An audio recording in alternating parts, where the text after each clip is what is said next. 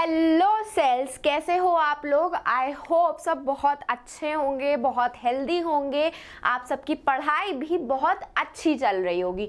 तो आज का जो हमारा सेशन होने वाला है वो होने वाला है सारे एनसीईआरटी क्वेश्चंस का टिश्यूज चैप्टर से। हम सारे क्वेश्चन सॉल्व करने वाले हैं टिश्यूज चैप्टर से, जो आपकी एनसीईआरटी बुक में प्रेजेंट है, जो जनरली आप अपने एग्जाम में छोड़कर जाते हो। बट ये जो क्वेश्चंस होते हैं ना, ये आपको एक आइडिया देते हैं, एक माइंड मैप देते हैं कि किस तरीके से आपके क्वेश्चन आपके एग्जाम में इस चैप्टर से रिलेटेड आ सकते हैं। तो आज हम वही सारे क्वेश्चन सॉल्व करने वाले हैं।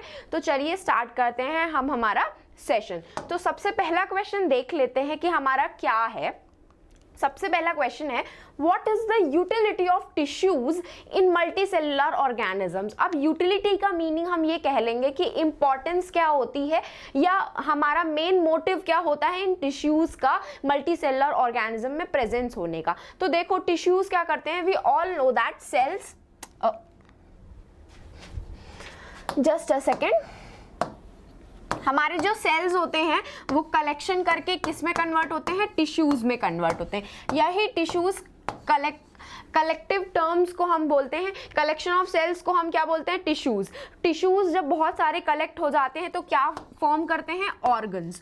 और यही ऑर्गन्स जब हम एक प्रॉपर सिस्टम में सेट कर देते हैं कि जो ऑर्गन जिस प्लेस पे होना चाहिए मल्टीसेलुलर ऑर्गेनिज्म में उस प्लेस पे प्रेजेंट होता है, तो उसको फिर वो क्या बनाता है, ऑर्गन्स, हमारा ऑर्गन सिस्टम बनाता है। तो we all are made up of cells only, trillions of cells. ये सारे ट्रिलियंस ऑफ सेल्स मिलाकर के क्या बनाते हैं, टिश्यूज। और टिश्यूज मिलाकर के क्या बनाते हैं, ऑर्गन। और ऑर्गन मिलकर के क्या बनाता है, ऑर्गन सिस्टम। तो चलो ये तो बात हो गई, ऑर्गन सिस्टम बना रहा है। अब उसने क्या बोला कि यूटिलिटी क्या होती है मल्टीसेलुलर ऑर्गेनिज्म में। We all know that multicellular organisms क्या होते हैं, जिनमें बहुत सारे सेल्स प्रेजेंट होते हैं, बहुत सारे different type of function perform कर रहे होते हैं। ईटिंग का, न्यूट्रिशन का, रेस्पिरेशन का, एक्सक्रीशन का, सर्कुलेशन का, ट्रांसपोर्टेशन का, वगैरह वगैरह, ये सारे लाइफ प्रोसेस। तो एक सेल ये सारे इकट्ठा इतने सारे फंक्शन एक चीज में नहीं परफॉर्म कर सकता है। अब हमारी इंफॉर्मेशन जो हम देख रहे हैं वो हमारे ब्रेन तक भी पहुंच रही है, ब्रेन से वो हमारे मसल्स में भी आ रही है, और ब्लड जो है वो पूरी बॉडी में ट्रांसपोर्ट हो रहा है, सब कुछ हो रहा है, न्यूट्रिशन। तो इतने सारे फंक्शंस परफॉर्म करना एक सेल के लिए पॉसिबल नहीं हो पाता है। आपको अगर मैम आपकी क्लास में एक टाइम पे बहुत सारा काम दे देंगी तो आप भी वो काम नहीं कर पाओगे, आपके ऊपर क्या बढ़ जाएगा, वर्कलोड बढ़ जाएगा। तो ये टिश्यूज की वजह से क्या हो गया, काम का डिवीजन हो गया है। काम का डिवीजन हो गया मतलब नर्वस सिस्टम का काम तुम करोगे, रेस्पिरेटरी सिस्टम का काम रेस्पिरेशन वाले टिश्यूज करेंगे, एक्सक्रीशन का काम एक टाइप के टिश्यूज करेंगे। तो ये सारे टिश्यूज क्या हो गए, ये सारे सेल्स क्या हो गए, इन्होंने आपस में अपने आप को कलेक्शन बना करके एक टिश्यू फॉर्म कर लिया पर्टिकुलर, और ये टिश्यू फिर ये हर टाइप के फंक्शन को क्या कर रहा है, परफॉर्म कर रहा है। तो सबसे पहला पॉइंट हमारा क्या हो गया, डिवीजन ऑफ लेबर की वजह से इनका क्या हो गया, डिवीजन ऑफ लेबर हो गया, जिसकी वजह से इनका वर्कलोड क्या हो गया, कम हो गया। समझ में आया, क्या हुआ, कम हो गया। दूसरा क्या हुआ, वर्कलोड रिड्यूस्ड। वर्कलोड रिड्यूस का मतलब क्या हो गया, बहुत सारे जो फंक्शन सेल परफॉर्म कर रहा था, एक इकलौता सेल परफॉर्म कर रहा था, अब वो सारे सेल्स इकट्ठा मिलकर के टिश्यूज फॉर्म करके वो फंक्शन परफॉर्म कर रहे हैं। तो इससे क्या हो गया, अब एक बात बताओ, बहुत सारा काम होगा, एक इंसान कर रहा होगा तो उसको टाइम लगेगा काम करने में, लेकिन बहुत सारे लोग उस सेम काम को कर रहे होंगे तो वो काम एफिशिएंटली भी हो जाएगा और जल्दी भी हो जाएगा। तो सिमिलरली यहाँ पे भी ये चीज़ हो रही, जब एक सेल फंक्शन परफॉर्म कर रहा था तो उसको बहुत टाइम लग रहा था, लेकिन वो वैसे ही सेम टाइप के सेल्स ने इकट्ठा मिलकर के collection of similar cells which perform the similar functions, वो उन्होंने क्या बनाया, टिश्यूज बना लिए। ये टिश्यूज अब एक पर्टिकुलर फंक्शन परफॉर्म कर रहे हैं, जिसकी वजह से क्या आ रही है, फंक्शन में हायर एफिशिएंसी आ रही है। क्या आ रही है, हायर एफिशिएंसी से हमारा क्या हो रहा है, ह्यूमन बॉडी में या मल्टीसेलुलर ऑर्गेनिज्म में काम हो रहा है।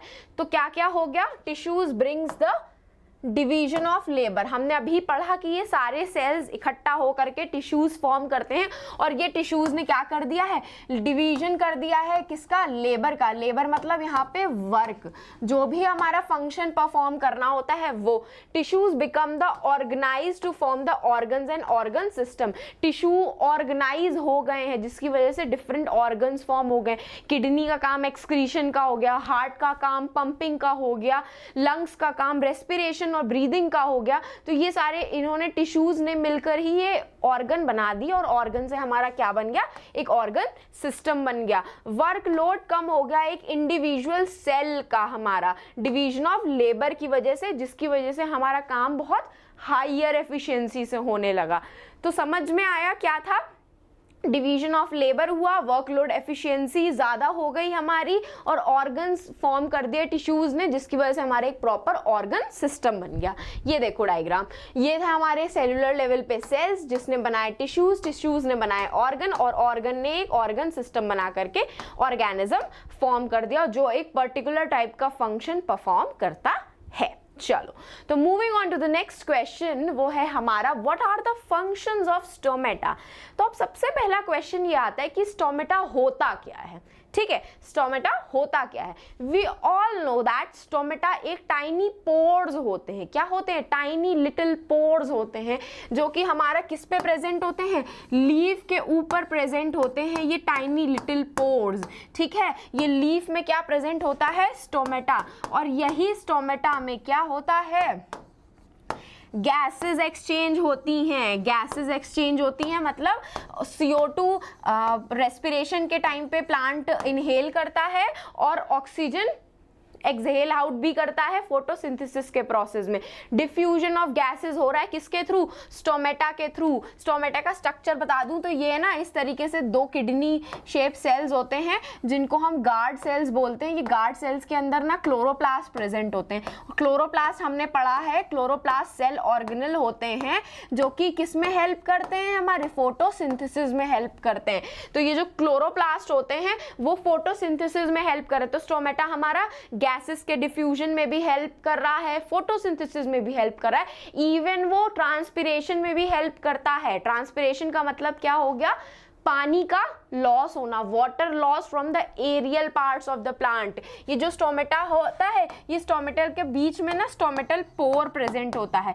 ये स्टोमेटल पोर जो होता है ना, इसी में से गैसेस एक्सचेंज और वाटर लॉस होता है। ये स्टोमेटल पोर्स में से ही गैसेस बाहर जाती हैं और अंदर आती हैं और यहीं से ही वाटर इवापोरेट भी होता है जो प्लांट रूट से एब्जॉर्ब करता है। तो फंक्शंस क्या क्या हो गए स्टोमेटा के, गैसियस एक्सचेंज की साइट होती है, ट्रांसपिरेशन का पार्ट होता है और हमारा गैसियस एक्सचेंज और ट्रांसपिरेशन दोनों को रेगुलेट भी करता है।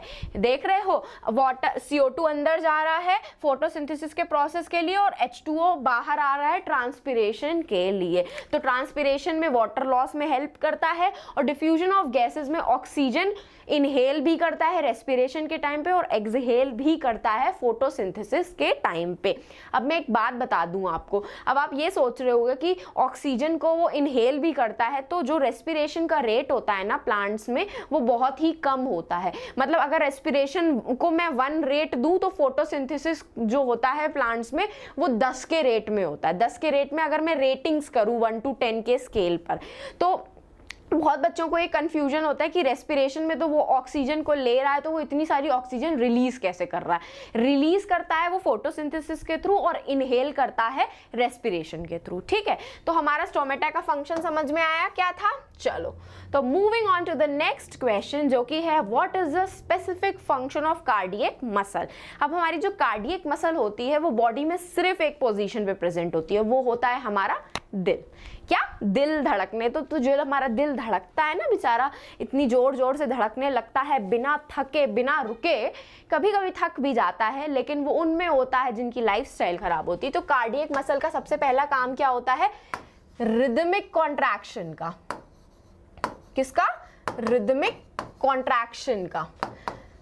रिदमिक कॉन्ट्रैक्शन मतलब कॉन्ट्रैक्ट और रिलैक्स करता है, जिसकी वजह से हमारा हार्ट पंप करता है। पंप करता है कि नहीं करता है, धक धक करता है कि नहीं करता है। और ये ऐसा कैसे करता है, बिना थके करता है, नो फटीग, बिल्कुल भी थकता नहीं है हमारा हार्ट। अपार्ट फ्रॉम दिस ये हमारे इनवॉलेंट्री मसल्स में आती है। कौन सी मसल, कार्डियक मसल हमारी इनवॉलेंट्री मसल होती है। इनवॉलेंट्री का मतलब पता है क्या होता है, इनवॉलेंट्री का मतलब होता है ऐसी मसल्स जो हमारे कंट्रोल में नहीं होती हैं। जैसे कि हमारे हाथों में, पैरों में जो मसल्स होती हैं उनको हम कंट्रोल कर सकते हैं। कैसे कि अगर हमारे इस हाथ को आगे जाना है तो मैं इस हाथ को आगे कंट्रोल कर सकती हूँ कि ये कितना आगे जाएगा। मैं लिख रही हूँ तो अपने हाथ की मसल्स को कंट्रोल कर रही हूँ। लेकिन जो हमारा हार्ट है उसमें ये जो कार्डियक मसल्स प्रेजेंट होती है, इसको आप इंस्ट्रक्ट नहीं कर सकते। उसका आपके अंदर इसका कंट्रोल नहीं होता है कि जब आप बोलो दिल धड़कना बंद कर दो तो वो धड़कना बंद कर देता है, जब आप बोलो धड़कना चालू कर दो तो वो धड़कना चालू कर देता है।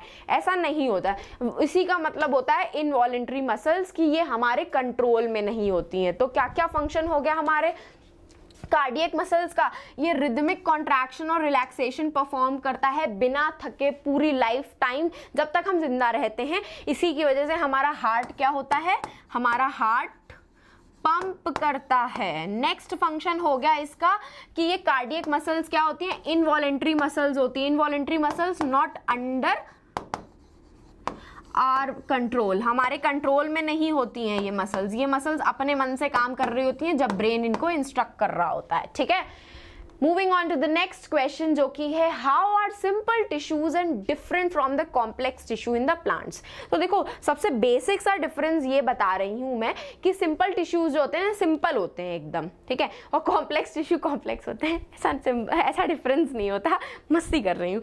जो सिंपल टिश्यूज होते हैं हमारे वो सिर्फ वन टाइप ऑफ सेल से बने होते हैं, एक सिंगल टाइप होता है, इसीलिए इनका नाम भी सिंपल रखा गया है। ठीक है, इनके जो सारे सेल्स होते हैं ना वो एक टाइप का ही फंक्शन परफॉर्म करते हैं। जितने भी सेल्स होंगे ना सिंपल टिश्यूज में, अब टिश्यूज क्या होते हैं, कलेक्शन ऑफ सेल्स ही तो होते हैं।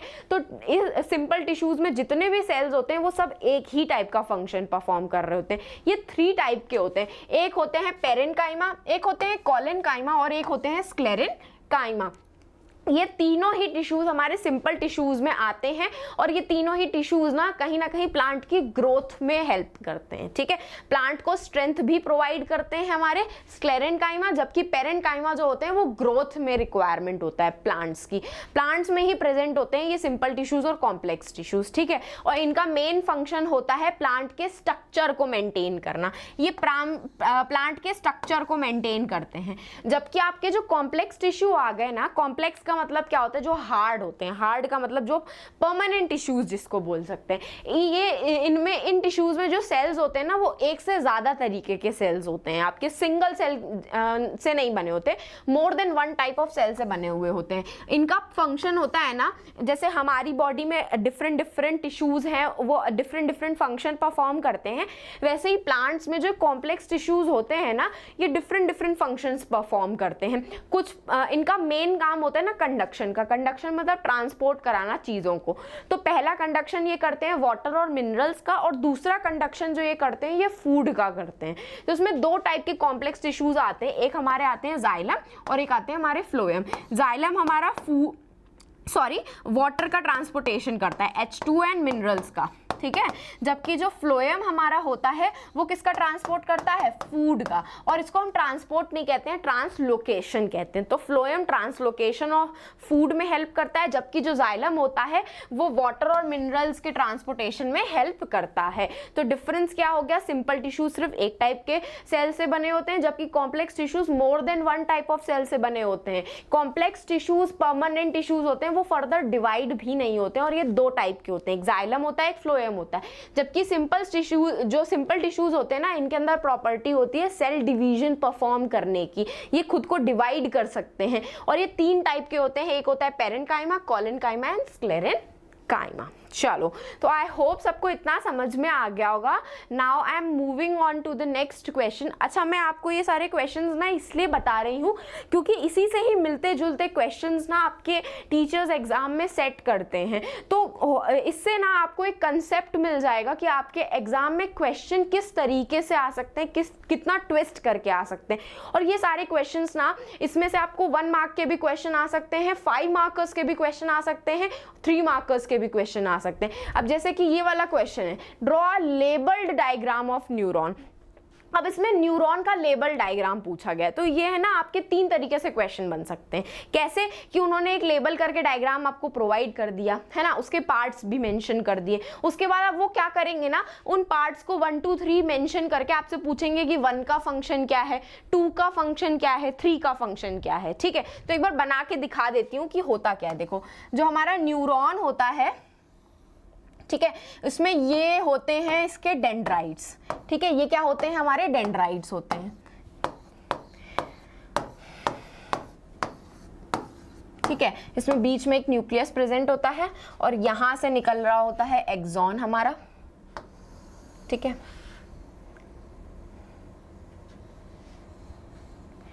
बहुत खराब सा डायग्राम बना है मेरा, लेकिन इग्नोर, ठीक है इग्नोर कर देना, मेरे डायग्राम को इग्नोर नहीं करना भाई। डायग्राम बहुत इंपॉर्टेंट होते हैं बायो में, क्योंकि बायो से डायग्राम जो होते हैं वो आपको अच्छे मार्क्स दिला सकते हैं। ठीक है, तो ये जो होते हैं हमारे, दूसरा पेन चेंज कर लेती हूँ, ये होते हैं हमारे डेंड्राइट्स न्यूरॉन में।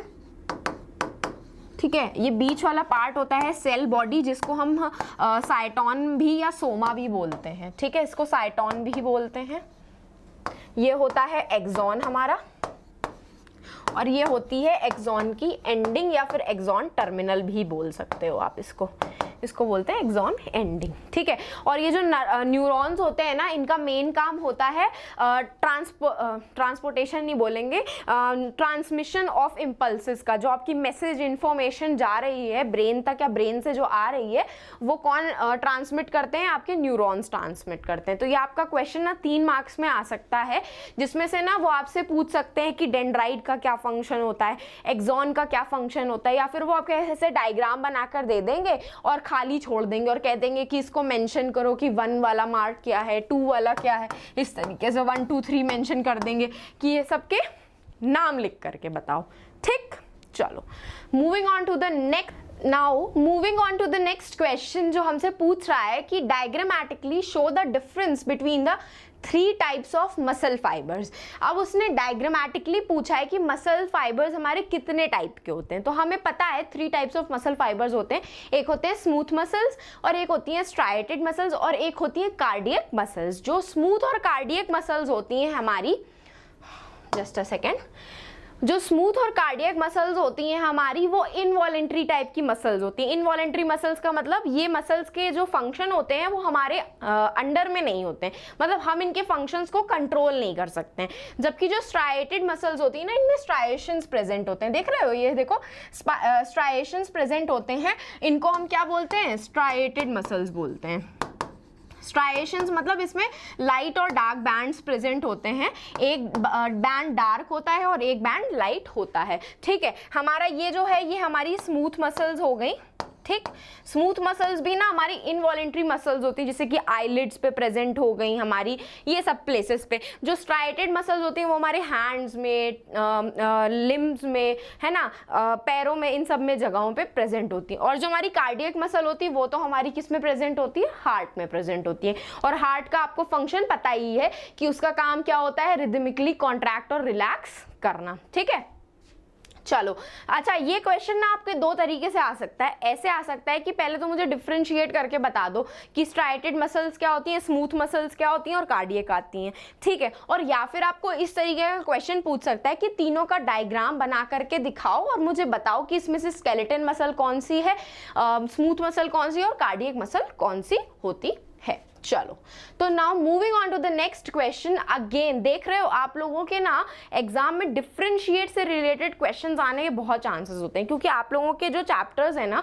उसमें ना दो चीज़ों के बीच में डिफरेंस बहुत ज़्यादा है। वो चाहे मैं टिश्यूज़ का चैप्टर ले लूँ, चाहे मैं सेल का चैप्टर ले लूँ, और इवन आपके इंप्रूवमेंट इन फूड रिसोर्सेज वाले में भी बहुत डिफरेंशिएशन अवेलेबल है, जिसमें आपको दो चीज़ों के बीच में डिफरेंस बताना होता है, जैसे कि इसमें है। अब उसने क्या बोला है, differentiate between parenchyma, collenchyma and sclerenchyma on the basis of their cell wall. अब हमें सेल वॉल, जो इनमें सेल वॉल प्रेजेंट होती है प्लांट सेल में, उनके बेसिस पे हमें ये तीनों टिश्यूज को डिफरेंशिएट करना है। तो पहला तो हमें यही पता है, ये सारे टिश्यूज कैसे टिश्यूज हैं, सिंपल टिश्यूज हैं। इनका काम क्या होता है, प्रोवाइड सपोर्ट ऑल्सो, और ये डिवीजन की मतलब ग्रोथ की भी रिक्वायरमेंट को पूरा करते हैं प्लांट की, और ये क्या करते हैं, सपोर्ट भी प्रोवाइड करते हैं। जिसमें से जो हमारा पेरेंकाइमा होता है वो हमारा क्या था, उसमें सेल डिवीजन करके प्लांट की ग्रोथ को लंबा करने में, उसकी लेंथ को इंक्रीज करने में और गर्थ को इंक्रीज करने में हेल्प करता है, जबकि कोलेनकाइमा और स्क्लेरेनकाइमा ये दोनों ना सपोर्ट प्रोवाइड करते हैं।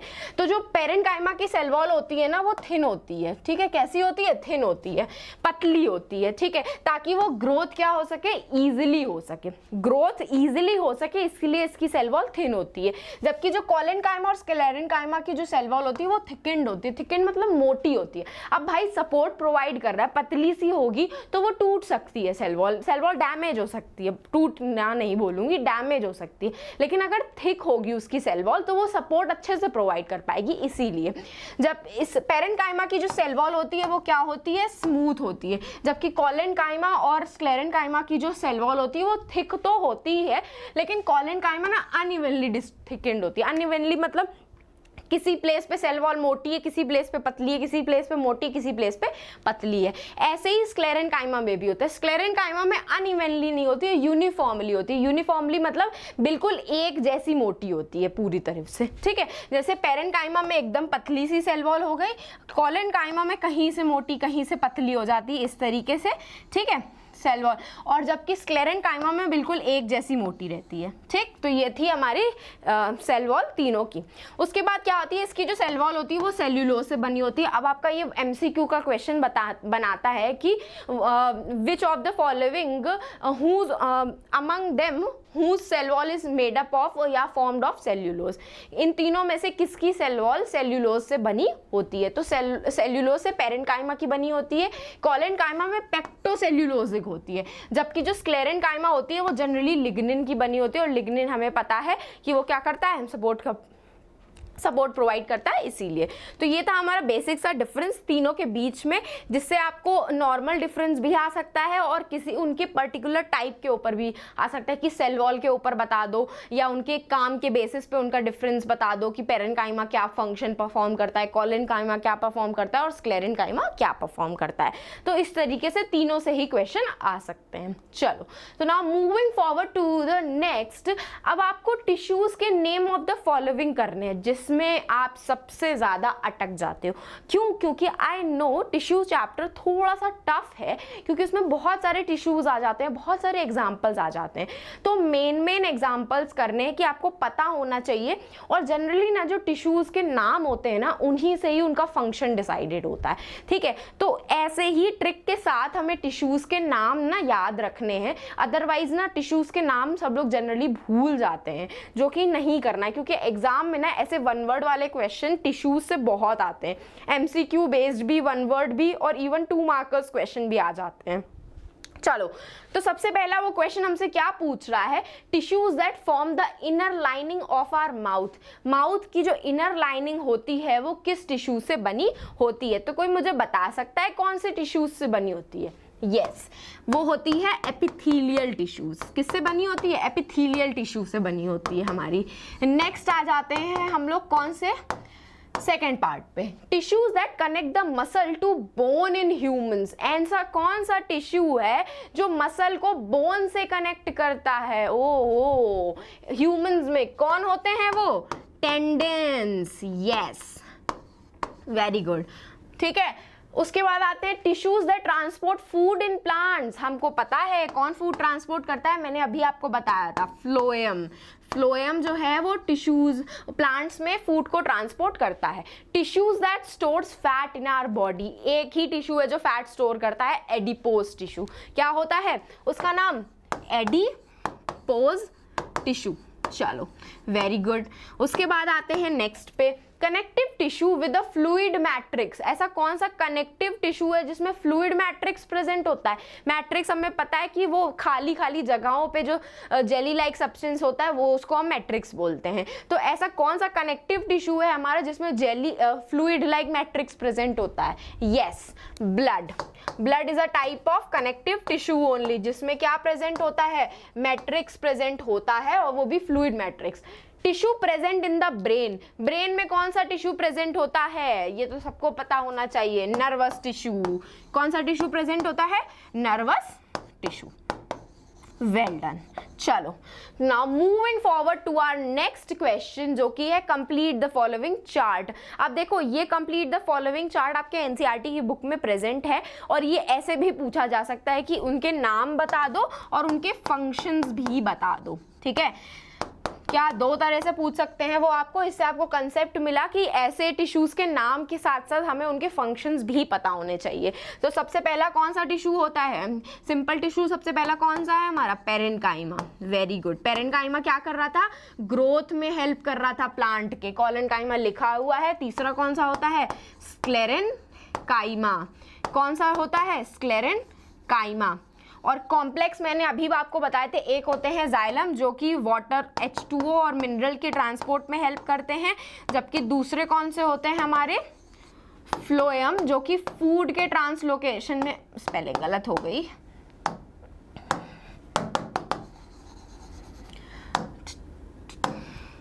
दूसरे कौन से होते हैं? फ्लोएम, जो कि फूड के ट्रांसपोर्टेशन या ट्रांसलोकेशन में हेल्प करते हैं।